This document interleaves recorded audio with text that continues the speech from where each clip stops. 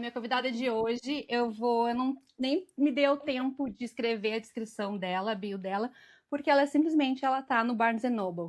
Então eu vou ler para vocês o que está escrito aqui, ó. Ela é jornalista, radicada em São Francisco, aqui nos Estados Unidos, trabalha com produção de conteúdo há mais de 20 anos e já escreveu sobre diversos temas como saúde, gastronomia, turismo, moda e beleza.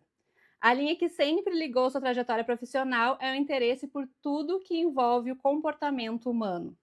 Em 2014, começou a escrever sobre nutrição e comportamento alimentar, o que evoluiu para um interesse maior sobre a conexão entre escolhas alimentares e doenças contemporâneas, como distúrbios alimentares, distorções de imagem e outros problemas relacionados à enorme pressão estética atual. Nos últimos anos, tem pesquisado e escrito sobre saúde mental, pressão estética, padrões de beleza e o impacto das redes sociais. Ela é a Dani Barg, jornalista. Dani, obrigada! Obrigada que alegria, é uma alegria. A descrição está correta e você também faz parte dessa história, né? Depois a gente vai conversar ao longo aí do bate-papo, mas aí vai chegar a hora que você acendeu uma estrelinha no meu caminho profissional aí. Sim, sim, aqui nos encontramos de novo. Acho que é por aí que eu queria começar, Dani. É, para começar do começo, para ser bem direto ao foco, como que começou o Além do Like, que é o livro que está ali atrás da Dani, a gente já faz a propaganda apontando. Que escreveu o Além do Like. Me conta como que surgiu essa ideia, como que surgiu essa inquietação para escrever esse livro. Tá.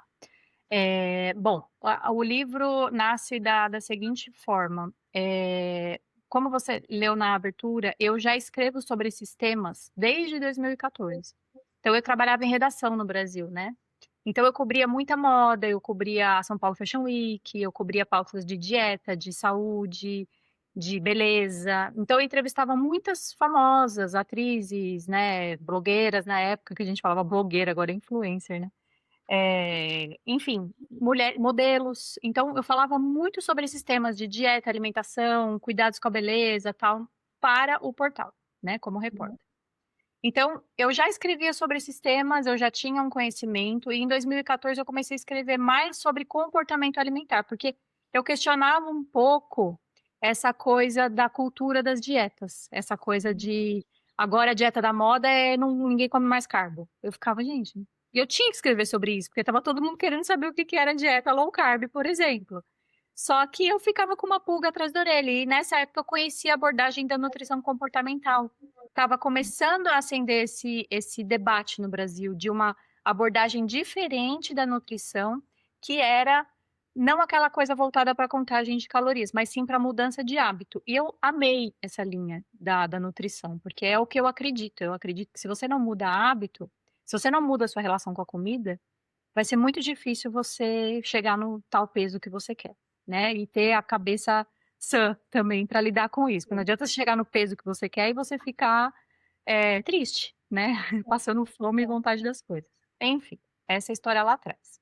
Corta para 2019, que aí eu já estava morando aqui.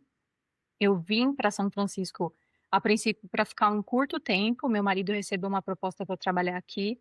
Como eu já trabalhava como freela naquela época, para mim não importava se eu estivesse em São Paulo ou se eu estivesse em São Francisco. Fechei minha casinha, peguei minhas malinhas e vim embora.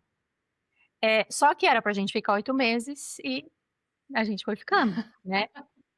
E aí, nesse meio tempo, o meu marido, ele recebeu um visto de trabalho, o que me deu um visto de esposa, que é um visto que é muito ruim para a mulher, porque é um visto que não te permite muita coisa. Eu tinha autorização para ficar aqui, sendo Já esposa. começa a chamar visto de esposa, Visto de realmente é o nome esposa. do visto. Exatamente, já entende, né? É você a autorização para você ser a esposa. Então, eu não tinha autorização legal para trabalhar. E isso me deixou maluca, porque eu falei, gente, como é que eu vou ficar sem trabalhar? Eu sou uma pessoa, eu gosto muito de trabalhar, eu me identifico muito com o trabalho, eu tenho um propósito no meu trabalho, não é só trabalhar por trabalhar, não é workaholic, não é isso. Uhum. Mas eu tenho um propósito com o trabalho, né? E eu fiquei muito triste na época, né? Então eu fiquei chorando uns bons meses aí, uns 2, 3 meses. Eu falava: "Gente, o que que eu tô fazendo aqui?", né, sabe.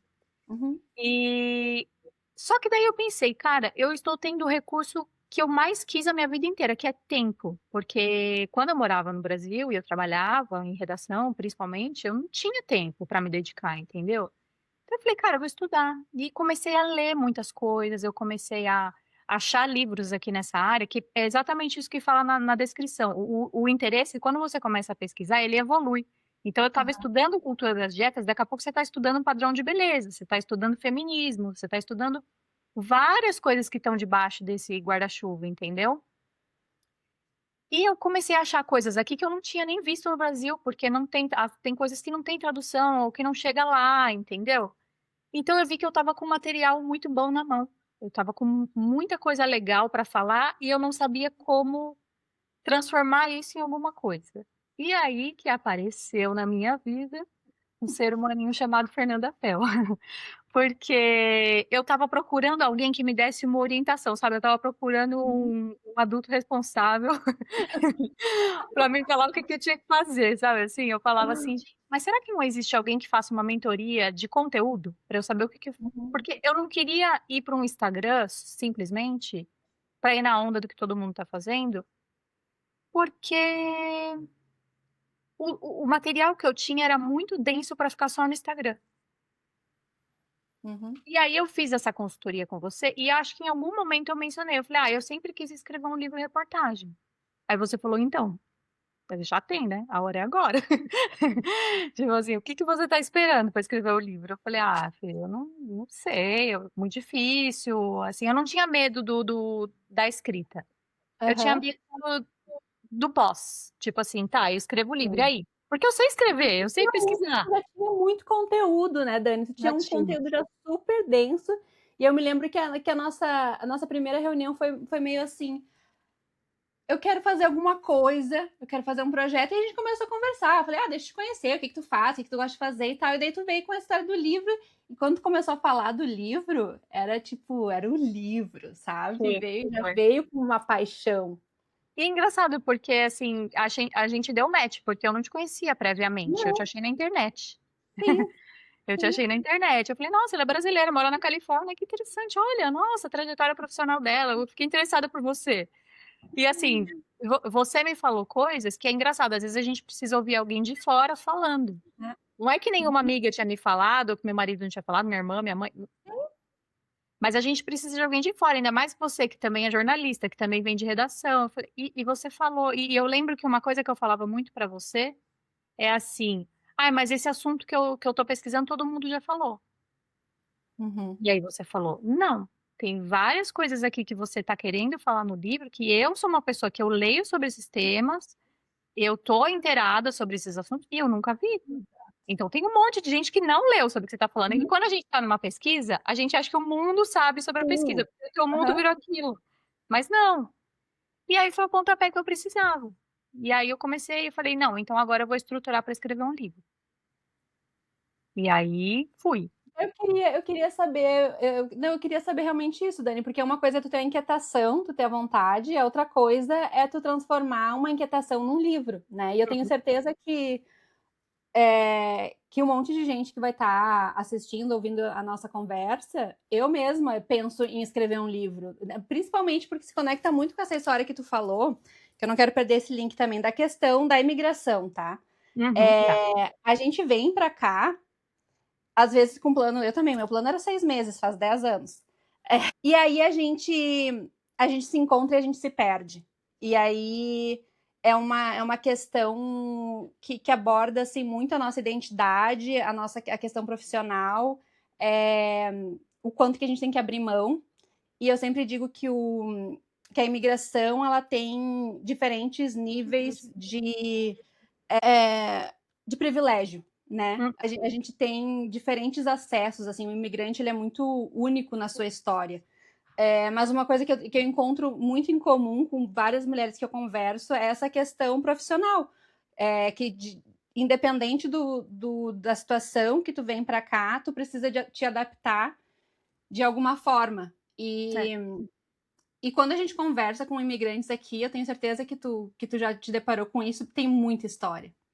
Tem Muito, muita história, tem muito livro para ser escrito, sabe? muito, muito, muito, muito. Então eu queria saber, assim, dessa tua inquietação até transformar ela num livro, como é que foi esse processo? Como que isso aconteceu? O que que tu fez? Voltando, então depois que eu tive essa conversa com você e você me abriu o olho de que sim, existia um livro ali, Uhum, eh, eu acho que, assim, para mim o mais difícil não foi planejar o projeto ou pensar no livro. Para mim o mais difícil foi lidar com cobranças internas e com ansiedade, tá. Por que que eu falo isso? Porque, assim, como jornalista, a nossa ferramenta é escrever, é entrevistar, é pesquisar. Então, quanto a isso, eu não tive nenhuma dificuldade. Eu sou cara de uhum, pau, eu sei que fonte que eu tenho que ir, eu sei como fazer uma boa pesquisa, eu tenho as ferramentas. Eu não tenho problema para ir atrás das coisas e de montar um projeto. Tanto que, assim, quando eu decidi escrever o livro, eu falei: "Ah, agora eu vou escrever o livro", eu já tinha o livro inteiro na minha cabeça.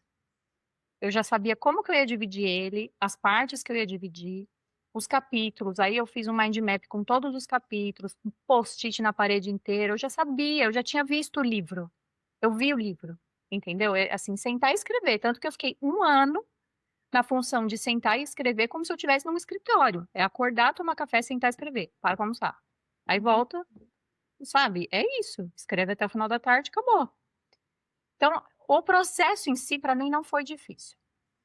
O difícil era todo dia eu me questionando, uma voz que ficava na minha cabeça é: "Para que estou fazendo isso? Para quê? Será que eu vou uhum, conseguir publicar? Será que alguma editora vai se interessar?" Porque no meu caso, eu tinha digamos assim, um agravante, que eu acho que isso tem a ver com a minha história e não acho que tem que ser assim. Eu não queria me autopublicar, eu queria uma editora. E uhum, hoje é muito mais fácil você se autopublicar. Hoje você consegue fazer o seu livro, você consegue, eh fazer toda a parte gráfica dele, você consegue imprimir sobre demanda, tem grupos também até de mulheres que escrevem, até quando uhum, você estiver escrevendo o seu, eu posso te dar umas dicas. Você consegue, né, e hoje com o Instagram, com tudo, se você tiver uma boa estratégia de comunicação, você consegue vender, você consegue fazer tudo sozinho. Mas eu não queria. Eu não queria uhum, por quê? Porque o meu livro, primeiro, ele é um livro-reportagem, ele não é um livro autobiográfico, apesar de eu contar algumas histórias minhas no livro, porque eu uhum, conto também das histórias minhas com o meu corpo. Eh, é um livro delicado, é um livro que eu falo de vários assuntos que são temas sensíveis. Eu falo de gordofobia, eu falo de racismo, eu falo de a própria sexualização do corpo das mulheres. Eu falo de uhum, muitos temas que eu queria uma chancela de uma editora falando: "Olha, você abordou isso aqui da maneira correta", ou "Isso aqui tá, você podia abordar de uma outra forma", entendeu? "Não tá legal, aham, pode". Você entende? Então, eu uhum, sabia que eu queria uma editora, e eu sabia que o caminho não era fácil, porque, assim, o caminho do jornalista é um, o caminho do escritor é outro. Tem muitos jornalistas que são escritores. uhum, Mas são mercados totalmente diferentes, eu não conhecia ninguém no mercado editorial, entendeu. Então eu ficava apavorada, então todo dia chegava no final do dia eu produzindo loucamente. Chegava no final do dia, eu ficava conversando com meu marido, ai, mas eu chorava: "Ai, mas será que eu vou conseguir publicar? Ai, por que que eu tô fazendo isso?" Mas eu não pensava em desistir, mas eu ficava angustiada. E ele falava: "Não desiste, só faz, vai fazendo, depois você vê, é um problema por vez". Basicamente, quando eu terminei o livro, eu comecei a entrar em contato com um monte de editora, você não recebe resposta, e você às vezes não uhum, recebe nem um sim, nem um não, isso que é pior, porque você não sabe se chegou, se viram, se não viram, se é um lixo, se é bom, se não é. Até que eu consegui, fechar com uma editora bem pequenininha, então assim, eu tinha que fazer muitas coisas, por conta própria, então, no meu primeiro ano eu fiz tudo que eu fiz basicamente por conta própria. E assim, me juntando com, coletivo de mulheres, tal, aí consegue ir pra Bienal do Rio, vai pra Bienal de Pernambuco, aí montei uma palestra e não sei o quê. Fiz uma palestra no Senac, e a partir dessa palestra eu consegui mostrar o meu livro pra editora. E aí uhum, eles pegaram o meu livro para analisar, e aí levou 1 ano para analisarem o Além do Like, porque o Senac é bem criterioso, é Aham. uma editora bem focada em educação, então tem que ter um livro que todo mundo consiga acessar, mesmo que ele seja profundo, ele precisa ser digerível, né? Aham. Ele é super criterioso, e aí depois a ansiedade lá no talo, né? Ai, meu Deus. Então, acho que essa é a parte mais difícil, a espera, porque nada é Sim. assim. Eu até tenho um pouco de birra das pessoas que falam assim, ai, nossa, não, mas todo mundo pode. Todo mundo pode. Eu sou Uhum. super a favor que todo mundo escreva um livro, mas não me venha com o discurso também de que é só querer. Não é só querer. Você tem que saber esperar, você tem que ter resiliência, você tem que saber lidar com rejeição, você tem que ter um monte sabe, bagagem emocional Aham. para também saber que as coisas têm um tempo. Não é assim do jeito que vendem sucesso na internet, entendeu? Sim. E aí, afinal, depois de um ano, tive o aval, conseguimos fechar um contrato.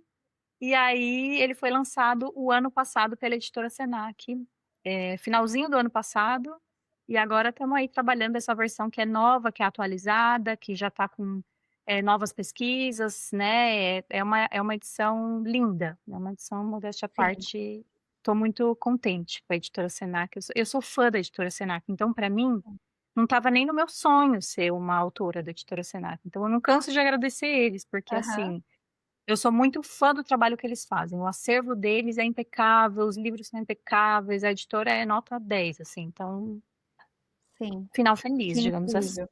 Final extremamente feliz, Dani, merecido.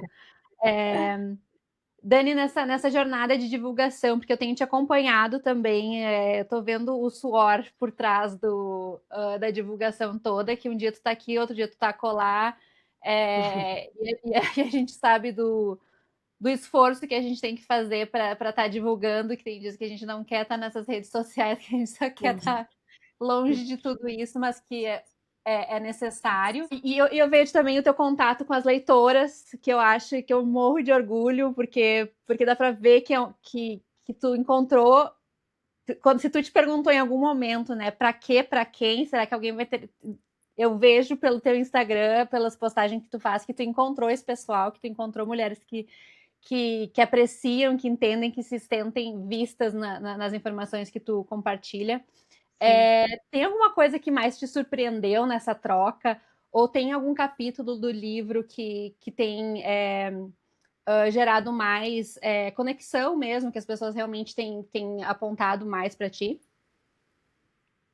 Ó, eu vou falar que uma coisa que me surpreendeu antes da publicação do livro, que eu acho legal Uhum. dividir essas duas etapas. Antes da publicação do livro, me surpreendeu a abertura e a confiança das mulheres com o meu projeto. Por quê? Só para explicar, contextualizar o que é o Além do Like, porque eu acho que eu não falei até agora. Ele é um Uhum. livro sobre pressão estética e padrões de beleza. Então, o que que eu falo? Eu falo porque não é só redes sociais que faz a gente se sentir assim, são uma série de fatores que começam lá atrás, desde que o mundo é mundo. Então, eu puxo um pouquinho a história de padrão de beleza, eu puxo um pouco da mídia, de como que a mídia, né, a gente é meio que da mesma geração, então como que revista influenciava a gente, televisão, novela, então, assim, puxa um pouco de como que as mulheres são representadas na mídia, até chegar hoje nas redes sociais, né? E aí falar de tudo que essa pressão que colocam em cima da gente gera, né? Então, atrapalha a nossa relação com a comida, atrapalha a nossa relação com a atividade física, autoestima nem se fala, né? Saúde mental, a própria autoconfiança. Então, a gente precisa ter autoconfiança para a gente entrar no mercado, para a gente brigar por salário, para a gente brigar por cargo, para a gente, sabe, estar pau a pau com os homens, porque os homens não são cobrados dessa forma com Uhum. relação a gente. Então, a gente precisa entender. Então, meu livro puxa esse histórico, só que de uma maneira muito leve e também apontando alguns caminhos do que a gente pode fazer para a gente melhorar também, ser mais complacente com a gente, ter uma relação mais saudável com o corpo, com a comida, com a atividade física, enfim. É, ele é um livro leve, apesar de bastante denso, por quê? Porque tem as histórias das mulheres, né? Então, eu ouvi várias mulheres. Então, eu sempre queria ilustrar os temas que eu estava falando com histórias reais, porque eu acho que é muito gostoso, é quando você se identifica, né? Fala assim, Uhum. nossa, essa pessoa tem, sei lá, de complexo com, sei lá, com seio, e eu também tive, ou quando eu era criança. Eu também tinha pavor de atividade física, porque a minha mãe me obrigava a ir na natação, sei lá, entendeu? Então, eu sempre fui buscando essas histórias. Como que eu busquei essas histórias? Na unha. Simplesmente entrando e fuxicando rede social, então eu não posso reclamar das redes sociais, porque elas foram muito aliadas da minha causa. Então eu entrava lá, muito YouTube, Instagram, Facebook, porque as pessoas contam as histórias delas Uhum. na rede. Então eu abordava essas mulheres e falava: olha, o meu projeto é esse, eu não sei ainda o que vai ser, eu ainda não tinha ideia de que ia ser um livro. Sim. Porque de repente eu poderia não conseguir nada. E a Aham. pessoa me contou a história e não virou nada, entendeu? Mas a princípio é a ideia de fazer um livro reportagem. Então eu contava a minha história, por que que eu estava estudando sobre esse assunto. Eu acho que a forma como eu abordava elas também mostrava que eu era uma profissional séria. Então isso é surpreendente, sabe, Fê? Por quê? Sim. O meu Instagram não é um Instagram bombado. Eu Uhum. também nunca trabalhei por isso. Eu uso o Uhum. meu Instagram como um meio também para eu me comunicar, mas eu não vivo de Instagram. Eu tenho outras coisas. Eu não tenho tempo, Uhum. entendeu? Então, muita gente se pauta por Instagram. Então eu penso assim, cara, a pessoa vai entrar no meu Instagram, vai ver que eu não tenho Aham. muitos seguidores, aquele número estrondoso, não vai achar que eu sou uma profissional séria. Só que elas acreditaram na minha história, na minha trajetória profissional, não em número. Aham. E elas toparam contar coisas super delicadas sobre o corpo delas. Então isso para mim foi muito surpreendente e gratificante. Então não canso de agradecer Sim. as mulheres que me contaram as histórias delas para esse livro, né. Sim. E outra coisa que foi surpreendente agora no pós, e que para mim foi muito legal, foi a recepção dos adolescentes, com relação a esse livro. Por quê? Uhum. O ano passado no lançamento, eu fiz algumas palestras, em unidades do Senac para ensino médio. Aham.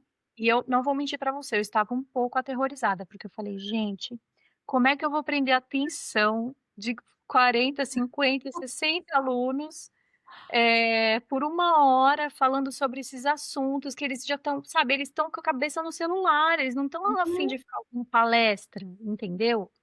Só que é um assunto que conversa muito com eles, eles estão Aham. sofrendo na pele, entendeu?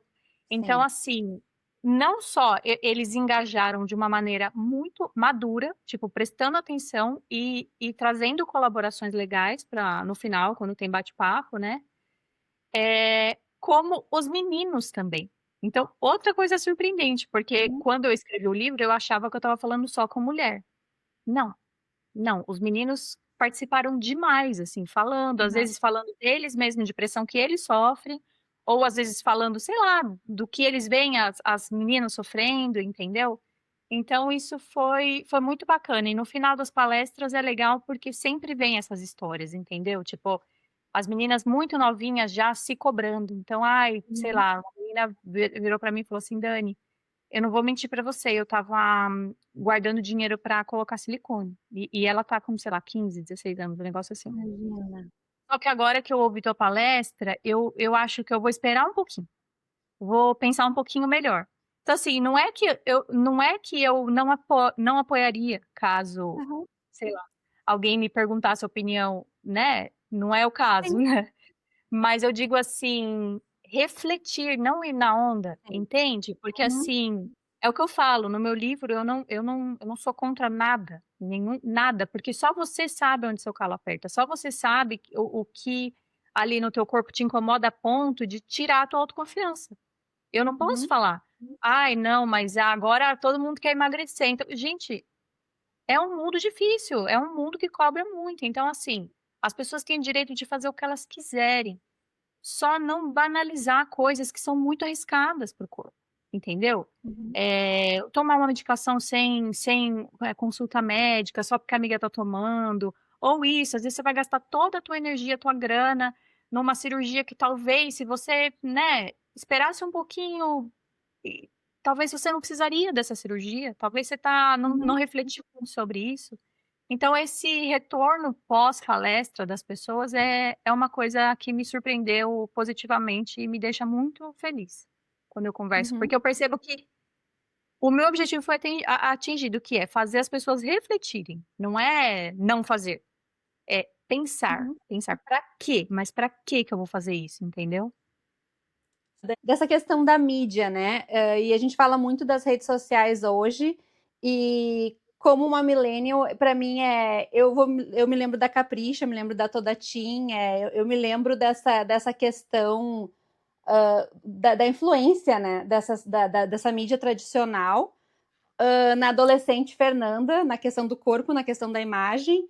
E, e aí hoje a gente tem as redes sociais, né? Que tem pesquisas que mostram que o impacto, né, de que as pessoas, da forma que as pessoas se sentem por causa da comparação é gigantesco. E aí Uhum. agora a gente tem a inteligência artificial, que aí já não é nem uma comparação, é todo mundo novo, né? É um novo Exatamente, personagem. exatamente. Estamos piorando? Tá caindo? Tipo, a mídia tradicional causava o mesmo nível de destruição mental, né, psicológica do que as redes sociais estão causando e que o AI pode causar. Qual que é a tua opinião na questão de mídia mesmo? Eu acho que a pressão aumentou demais, Uhum, porque antes era limitado o tempo que a gente tinha acesso a essas imagens, entendeu? Então ou era vendo a Capricho, ou whatever, qualquer revista, uhum, ou era quando a gente estava assistindo Malhação, que a gente ficava comparando nosso corpo com as mulheres da Malhação, novela, né, tinha horário, a gente tinha vida offline, a nossa vida offline diminuiu demais. Então, assim, hoje o tempo de tela é uma coisa absurda, e uhum, você tá o tempo todo ali, colocado diante dessa comparação, entendeu? Então, assim, nesse sentido, eu acho que sim, piorou. Mas eu também não gosto de ter uma visão negativa no sentido de que, sei lá, a tecnologia tá piorando, só tá piorando a nossa vida. uhum, Porque eu acho que as redes sociais também são lugares para as pessoas, se colocarem, encontrarem sua turma. Eu falo disso uhum, no livro, sabe. Rede social às vezes te ajuda a encontrar sua turma, né. Então assim, tem o lado bom, né, e tem todo o lado também de coisas que a gente pode acessar, que a gente pode aprender. O que eu acho que está muito perigoso, e é por isso que eu estou te falando, eu acho que a gente não está falando o suficiente do quanto que a gente precisa se educar digitalmente. hum, Então, por exemplo, às vezes eu falo com, sei lá, pessoas que já têm filhos, elas não sabem como orientar os filhos. Então, tá indo para um lado um pouco radical. O radical seria o quê? Agora tem o ano passado entrou em vigor a proibição dos celulares nas uhum, escolas. Isso no Brasil, tá? É um movimento mundial. Em outros países já tinham começado, a fazer essa tentativa, né, de deixar os alunos mais focados na aula. Tem um livro muito, relevante nessa área, que é de um psicólogo chamado Jonathan Haidt, chama Geração Ansiosa. uhum, Esse livro é bem bom, ele cita muitos estudos, falando sobre o impacto das redes sociais na saúde mental dos adolescentes, e ele é um defensor ferrenho, da retirada dos celulares nas escolas, e também um defensor de que as crianças, não tenham redes sociais até os 16 anos, né, que a gente uhum, sabe que, em tese, não poderia, mas a coisa mais fácil do sim, mundo é qualquer um fazer uma conta. Só que, os críticos do Jonathan Haidt, e aí eu também, como jornalista, eu sempre ouço os 2 lados, uhum, eles defendem que, primeiro, o que ele está propondo, ele está fazendo essa comparação, digamos, essa linha do tempo de quando começou o smartphone, começou redes sociais, tal, e aí ele começa a fazer aquelas comparações com níveis de depressão, de automutilação e de um monte de coisa. Então tem pessoas que criticam essa abordagem dele, porque, dizem que não dá para provar a correlação dessas 2 uhum, coisas. Pode ser por outras coisas também que as pessoas estão mais ansiosas, né, não só pelas redes sociais. Mas uma crítica que eu acho válida, eh, é que não basta tirar, você tem que educar, porque sim, não vai deixar de existir. Então, essa crítica eu acho muito válida, eu iria para esse lado, Uhum. entendeu? Não vai deixar de existir celular, não vai deixar de existir rede social e inteligência artificial já era, acabou, já foi, Sim. entendeu? A gente não sabe que marca a gente está navegando. Então a gente precisa aprender a domar isso daí. A gente precisa aprender a domar esse bicho, até para educar as crianças, entendeu? Então, legal, acho que tirar o celular nas escolas é um passo importante, na minha opinião, porque eu imagino o quanto que deve ser sofrido para os professores conseguir Uhum. trazer os alunos para participar, mas eu acho que a educação midiática tem que ser interdisciplinar, entendeu? E eu, se eu não me engano, até tem agora projetos em trâmite lá no Brasil, com relação a isso, assim, esse, né, nesse governo, o tema educação midiática está ganhando mais destaque. Uhum. Então, eu creio que estamos num caminho de incluir mais esses temas. Porque é isso, assim, se você tira, em algum momento a criança vai compensar isso, ela vai chegar em casa, ela vai pegar o celular, ela vai dar um jeito, Uhum. entende? Não tem como, É parte, faz parte, faz não tem como parte. excluir. Agora, um fato, é tudo muito novo, então mesmo os especialistas, às vezes eu ouço uns especialistas falando, assim, eu percebo, cara, eles não estão me dando umas dicas muito práticas de como lidar, sabe? Uhum. Então eu acho que também é meio pretensioso agora querer falar de soluções, mirabolantes, porque pouca gente sabe, principalmente com relação à inteligência artificial. Agora, tem Uhum. coisas que já dá para você fazer, já dá para você checar uma Sim. informação, né, 2, 3 vezes Sim. antes de você sair repassando, tem coisas que você e eu falo disso no livro, porque assim, educação midiática, você pode estar falando de política, você pode estar falando de dieta. "Ai, fulana comeu não sei o que para emagrecer, o remédio tal, o outro remédio que é igualzinho esse daí que veio do Paraguai". Isso é fake news, entendeu? Isso é você Aham. repassar, uma informação ruim, errada, que não tem nenhum embasamento científico, e Uhum. você está colocando a vida das pessoas em risco, Com você está intenções de indicando uma manipulação. Sim. Entendeu? Então, assim, eu acho que esse tema, pra mim, ele é o mais importante agora nesse momento, entende?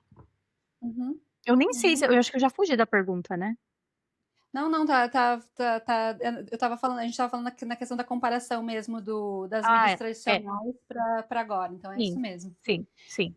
É, Dani, em questão de Brasil e Estados Unidos, duas perguntas em uma aqui, porque tu falou, eu queria saber sobre se tu percebe assim que a pressão estética, é, se tu percebe alguma diferença entre Brasil e Estados Unidos. A gente sabe que o Brasil está no topo aí de cirurgias estéticas, a gente sabe da pressão que a gente viveu lá e que, né, e que ainda existe.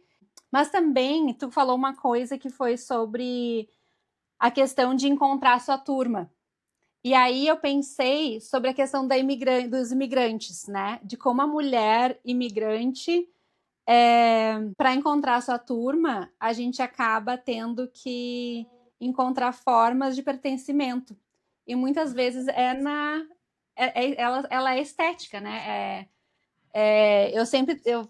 Eu falei nesses dias, eu estava conversando com uma, com uma amiga também sobre essa questão da pressão estética que a gente vive para pertencer, porque não fazer, não tentar pertencer é um privilégio, né? Que às vezes a gente ainda não tem. Tu tá aqui, tu tá vivendo aqui, tu precisa de alguma forma se encaixar, porque tu precisa trabalhar, tu precisa viver, tu precisa de alguma forma entrar nesse meio cultural, né?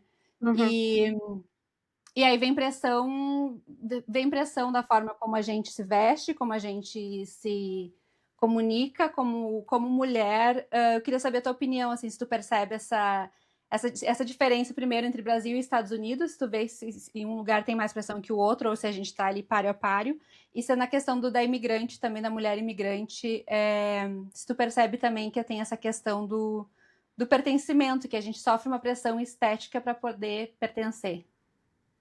Tá, eu achei ótima essa pergunta, porque, Fê, pressão estética e padrão de beleza tem tudo a ver com pertencimento.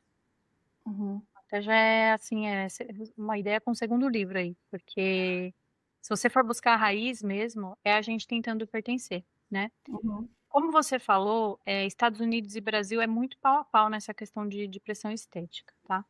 Só que a questão é que os Estados Unidos, as tendências que nascem aqui, elas ganham o mundo muito rápido, né. Tem um impacto cultural pop muito forte, principalmente no Brasil. Então eu diria que Uhum. muitas coisas começam aqui, respingam lá. Não dá para dizer que o Brasil também não lança tendências na área de Uhum. beleza. Pelo contrário, o Brasil é um dos que mais lançam, entendeu. Então até você já deve ter ouvido falar, aqui as pessoas quando mencionam cirurgia plástica falam: "Ah, Brazilian butt", ou falam Uhum. da própria Brazilian wax, que é a depilação feminina brasileira, que é uma coisa que não tem aqui, né. Tem, né, a brasileira, Uhum. você vai lá fazer, uma brasileira fazendo. Então tem várias coisas sim que a gente lança lá e acaba se tornando uma referência também, mas aqui tem essa coisa da cultura das celebridades que eu acho que em termos de, mundo, tem uma projeção maior. Então, por exemplo, muitas dietas, dessas dietas da moda começaram aqui, né, começa a se falar aqui.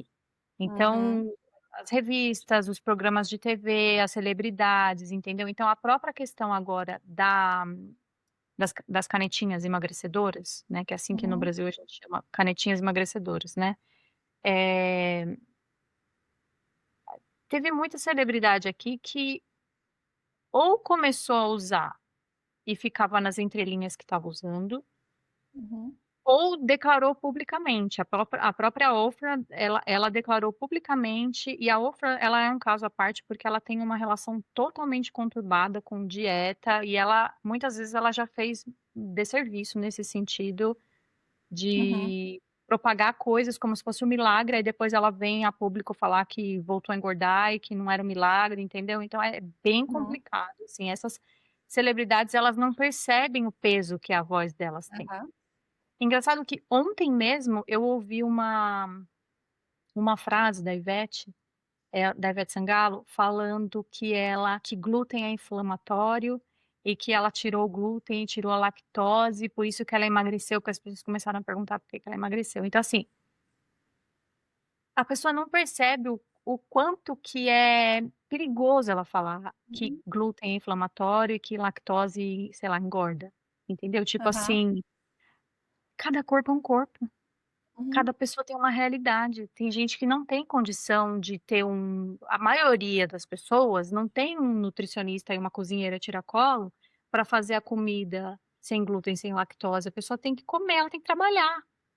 Então, assim, as celebridades, de um modo geral, elas impactam muito nessa questão da pressão estética, tanto aqui quanto lá. Algumas coisas, a onda começa aqui, daqui a pouquinho chega no Brasil, e acho que a gente, respondendo a tua pergunta, eu acho que a gente está pau a pau. Até porque se Uhum. você for ver números de cirurgia plástica, por exemplo, o Brasil e os Estados Unidos está sempre pau a pau, todo ano, no ranking. Aham. Então isso é um bom indicativo, né, é um bom indicativo do quanto que a gente prioriza a questão estética, com relação Uhum. a outras partes do mundo. É sempre Brasil e Estados Unidos. Com relação à questão da imigrante, eu não teria como te falar isso de um modo geral, porque eu nunca estudei isso de uma forma ampla. Eu poderia falar da minha experiência, Uhum. né, como imigrante. Mas a minha experiência como imigrante, eu costumo falar que eu acho que eu dei sorte nesse sentido. Por quê? Primeiro, porque eu estou em São Francisco. Aqui não é parâmetro para o resto dos Estados Unidos. Aqui não Correto. é. Então aqui é uma cidade que prioriza, a liberdade, a expressão, eh é uma cidade livre. Então, Uhum. assim, não dá para dizer que não tem pressão estética, mas as pessoas estão menos preocupadas com isso. Então, eu percebo que aqui, as pessoas estão mais preocupadas com o que o corpo pode fazer do do que o que ele pode parecer. Então, Hum. eu acho que nesse sentido, apesar de qualquer tipo de pressão ser ruim, mas eu acho até que é uma pressão do bem, entendeu? Do tipo, as pessoas estão mais preocupadas em, sabe, fazer esporte, tem uma coisa da performance, física também, que também é uma pressão, mas, não é estética, É mais Uhum, voltada para, sabe, o que que teu corpo é capaz, o que que você é uhum, capaz de, entendeu? Então eu percebo que quando eu observo as mulheres aqui nas ruas, é, é mais uma coisa esportiva, é mais roupa de hiking, as mulheres saem na rua com, porque você vai fazer hiking, entendeu? Você vai aqui no bairro, eu vou fazer um hiking, entendeu? Então, tipo, eu não vou sair de salto alto, entende? Eu vou sim. sair de tênis, eu vou Uhum, sair com um porta-vento. Então, começa por aí. São Francisco não é parâmetro nesse sentido. aham, E eu acho que o meu grupo, os meus grupos de amigas também eu acho que, voltando a uma coisa que você falou lá no começo, eu acho que os imigrantes, tem vários tipos de imigrantes aqui nos uhum, Estados Unidos. E eu acho sim. que o grupo que eu caí é um grupo de pessoas que já estão aqui há mais tempo, que já Uhum, vieram com visto de trabalho. É, eu acho que muitos deles talvez, não sei se eu posso falar isso, mas talvez são pessoas que não precisaram usar desse recurso da estética para pertencer. uhum, Será que eu posso falar isso? Eu acho que sim. uhum, Porque são pessoas que já vieram para cá com um trabalho, que nem eu, por exemplo. Eu não vim com um trabalho, mas o meu marido estava com um trabalho. Então, sim. de certa forma, eu já pertenço porque a gente está trabalhando legalmente. Como casal, a gente está trabalhando legalmente. Então, eu não tive esse caminho de ter que pertencer de uma outra forma. Mas eu Aham, tive o caminho de pertencimento meu é eterno. Então, sim. em vários outros grupos, em várias outras situações, em vários outros lugares. E essa é uma luta eterna minha Uhum, e acho que de todo mundo, sim. entendeu? Só que Sim. por esse caminho da pressão estética, eu não senti isso. Eu não Uhum, senti isso, entendeu? Então, para mim foi bom, porque eu percebi que aqui eu poderia. É aquela bem clichê mesmo que todo mundo uhum, fala. Eu poderia sair de qualquer jeito na rua que ninguém tá nem aí. Então, parece um aham, clichê, mas aqui faz muito sentido. Ninguém tá nem aí. Ninguém aham, tá nem aí, entendeu? Então, só posso falar sobre a minha visão. Mas eu concordo com você. Eu acho que isso pode existir. Isso pode aham, existir. Porque, principalmente, na cultura brasileira, a gente tem muito essa coisa, né? Eu acho que no Brasil, eu sinto muito isso. No Brasil, eu me arrumo bem mais. uhum, Nossa, eu costumo dizer que eu tenho duas identidades, inclusive. sim. Eu sou duas pessoas diferentes. Eu chego no Brasil, eu faço minha unha, eu faço esmalte, eu retoco o cabelo, eu ando arrumadinha. Nossa, eu sou um mulherão no Brasil. Chega aqui, minha filha, é tênis, é o cabelo, ó, do dia que dá pra eu pintar, eu pinto, do dia que não dá, eu não pinto. A unha nunca, nossa, nem sei como que eu fiz. Eu queria te perguntar, e é um pouco conectado também assim com essa mudança que aconteceu, que tu falou né, dessa mudança de vida, de ser uma pessoa no Brasil, de ser uma pessoa aqui, de poder usufruir de danes diferentes. Eu criei esse podcast porque eu fiz 39 anos esse ano. E eu me lembro que quando a gente começou a conversar sobre o Além do Like, tu estava nos teus 39 também, querendo colocar alguma coisa no mundo. É, e aí eu criei esse podcast porque eu falei, eu chego aos 39 com muito mais perguntas do que certezas, né? Eu acho que quando a gente é mais jovem, a gente pensa que vai chegar e vai estar com tudo resolvido, tudo, né, cheio de respostas, e eu chego com muito mais perguntas. Eu queria te perguntar assim, se tu pudesse dar uma dica, um conselho para uma pessoa, para uma mulher de 39 anos hoje, qual que seria? Eu, como uma boa defensora da liberdade feminina, eu sou bem desencanada com a idade, tá? Uhum, Sou bem desencanada com a idade. Eu vou fazer 45 esse ano e eu não tô nem um pouco triste. Eu não tô triste. Mas por que que eu acho que eu sou desencanada com a idade? Porque eu estou fazendo o máximo, nem sempre eu consigo, mas eu estou fazendo o máximo para viver de acordo com as coisas que eu escolhi.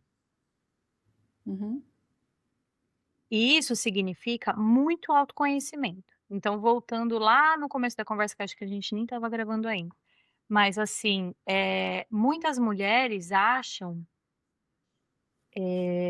como que eu posso falar isso sem generalizar, né, mas assim, a gente foi criada de uma maneira para acreditar que a gente tem que cumprir vários papéis para ser considerada uma mulher de sucesso, entendeu. Então assim, é muito desgastante, né. Então assim, é um pouco clichê o que eu vou falar, mas a coisa do relógio biológico é uma coisa inventada. Uhum, Existe o prazo de validade, infelizmente a natureza fez essa sacanagem com a gente, existe um prazo pra gente, pra quem quer ser mãe, tem um uhum, prazo. Então, essa questão existe biologicamente, porém, a pressão, na minha concepção, é muito mais social do que biológica, uhum, entendeu? Porque assim, tem muita gente que fica tão desesperada para não conseguir esse cumprir esses requisitos, que ela não questiona se ela realmente queria. Será que ela uhum, queria casar? Será que ela queria ter filho? Pode querer, né, e também se quiser, tentar levar isso com mais leveza, porque senão você acaba se contentando com muito pouco, entendeu? Você acaba uhum, se contentando com muito pouco. Então, eu acho que eu diria assim, para as mulheres que estão chegando nessa idade com uma cobrança grande de casar e ter filho, digamos assim, uma cobrança da sociedade. Cara, se for uma cobrança, interna, tenta ouvir de onde que vem, por que que você precisa disso para ser feliz.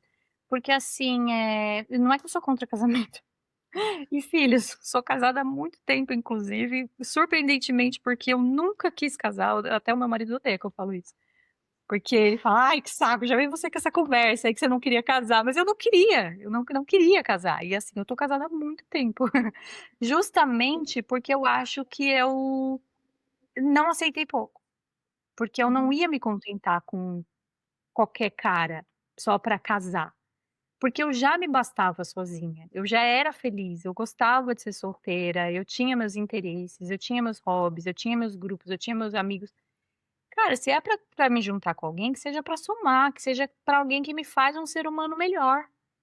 Então eu não tive esse problema de ficar com um namoradinho que não me acrescentava em nada, entendeu? Eu não tive isso, eu não sei te explicar. Eu já vim com esse drive na minha cabeça, assim, desde uhum, criança, do tipo, não tenho paciência, entendeu? Então, eu estou com o meu marido porque ele de fato me faz um ser humano melhor. Eu aprendo muito com ele, eu ensino muito a ele, é um relacionamento saudável. Mas se não fosse, ou se um dia deixar de ser, eu não vou me sentir inferior por isso. Então eu uhum, gostaria que as mulheres, elas não se sentissem inferiores porque não casaram, ou porque não tiveram filho, ou porque não alcançaram o cargo XYZ, sabe? Porque às vezes a gente fica, por outro lado, eu sempre tive essa questão mais profissional, do tipo: "Ai, uhum. precisa tal coisa, precisa tal título, precisa tal faculdade, precisa tal". Chegou uma hora que eu comecei a pensar: "Gente, eu nem quero, eu não quero trabalhar nessas empresas, eu não quero ter esse crachá, eu não quero", entendeu? Porque às vezes você fica correndo atrás de um sonho que não é nem teu. Então, Exato. eu não sei se ficou confuso o meu raciocínio, mas o que eu queria dizer é: questione as suas escolhas, veja se você está andando de acordo com elas, porque isso é libertador, isso é Uhum, libertador. E assim, mesmo que você traçou uma rota e não deu certo, existem milhares de outros jeitos de ser feliz, não tem um só. Então fizeram a gente acreditar que só tem um, ainda mais quando você abre o Instagram, você vê, tá todo mundo naquele mesmo padrãozinho. Tá todo mundo com aquele mesmo jeito, com aquela mesma roupa, com aquela mesma cara, fazendo as mesmas coisas, indo para os mesmos lugares, tirando foto nos mesmos lugares. Gente, o mundo é tão amplo, sabe? O mundo é tão maior que aquilo lá que você tá vendo no Instagram, que se liberta. Então é assim, o é, meu discurso é: liberte-se, liberte-se, porque eu acho que a gente precisa se libertar dessas preconcepções que a gente foi ensinada desde criança, entendeu? Eu acho que isso é a verdadeira liberdade, você, entender que se não deu certo aqui, tem outros caminhos e às vezes é até melhor do que aquele que você planejou. Não verdade. sei. Concordo. plenamente com você. Obrigada, Dani. Obrigada por compartilhar um pouquinho da tua trajetória, que é tão inspiradora. Para mim é inspiradora porque eu amo ver a ideia sair do papel. E quando é uma ideia criativa, enche ainda mais meu coração, porque eu acho que como uma mente criativa também a gente fica muito na nossa cabeça, a gente fica muito se perguntando. Fica. E é legal ver quando alguém pega e tira do papel, tira da cabeça e vai para o mundo e dá certo. E como tu falou, cria a tua própria versão de sucesso do que te faz bem, te satisfaz. E eu fico muito feliz de ver o teu sucesso hoje e principalmente de poder ver que a informação que tu tem para compartilhar é tão relevante, tão importante. E eu acho que a gente conversou sobre isso antes, que a gente precisa falar, a gente precisa ensinar, a gente não pode ficar ouvindo absurdos, porque tem mais uma geração aí de meninas que merecem ser mais respeitadas, ter corpos mais respeitados, as escolhas e poder viver com ainda mais liberdade do que a nossa geração está conseguindo viver. Então, é isso. Muito E obrigada. posso falar só mais uma coisinha? Que é com relação a essa coisa que eu tinha falado, né, de vá procurar sua turma, às vezes nas redes sociais, que a gente tá falando de pertencimento, às vezes você tá mirando nas pessoas erradas também. Às vezes você acha que, nossa, eu sigo essa pessoa e, puta, ela tem uma vida, mas você, na verdade, você não queria aquela vida, entendeu? Por exemplo, eu teve uma época da minha vida que eu tava me cobrando muito, pra ter vontade de ter filho, porque eu não tinha. Eu não tinha vontade de ter filho. Só que eu me cobrava, porque eu falava: "Ué, mas não é o normal querer ter filho? Tem uma coisa errada, né?". Então, anos de terapia, anos de terapia. E eu lembro que teve uma época que eu descobri, a Gloria Steinem. Eu não conhecia ela. Ela é uma feminista da segunda onda, ela é super conhecida aqui nos Estados Unidos. E a Gloria Steinem, ela assumidamente não é mãe, não quis ter filhos, e ela é uma grande jornalista, uma grande escritora. Ela fez muito pelo movimento feminista. E ela teve uma vida totalmente não tradicional. Não tradicional. Ela não teve filho, ela não casou, aí depois ela resolveu casar quando ela tinha, sei lá, 60 anos, acho que ela mais até, acho que ela tinha mais de 60 anos quando ela resolveu casar. Aí casou. Aí daqui a pouco separou. Mas assim, uma mulher livre, livre. Eu falei, nossa, ela me inspirou tanto, mas tanto que eu li todos os livros dela, eu li todas as biografias dela. Então eu falei assim, nossa, que coisa linda de você ver uma mulher que naquela época já estava seguindo a verdade dela. Naquela época era pior. Então, às vezes, você só não tá mirando nos lugares certos. Então, eu só falei esse lance de filho, porque não é uma coisa que eu fico levantando essa bandeira, porque eu também me permito mudar de ideia, se um dia eu quiser adotar. Mas até hoje não pintou essa vontade pra mim, e é uma coisa que hoje tá bem mais resolvida, porque eu parei de me cobrar sobre uma coisa que eu achei que eu ia precisar querer. Entendeu? Então tem que avaliar o que você quer de tempos em tempos, porque a gente também tem o direito de mudar. De mudar de ideia, a hora que a gente quiser. Exatamente. Pode mudar o quanto quiser. Não tem problema, não tem Tá ninguém, tudo bem. ninguém tão preocupado com a tua vida assim. Ninguém tá tão preocupado assim com o que você tá Não, fazendo. Pode mudar de ideia, ninguém vai nem reparar. ninguém vai nem reparar, exatamente. Nem viu. Tá bom? Falei Ai, muito, hein? Dani. Não, tá ótimo. Muito obrigada, Dani.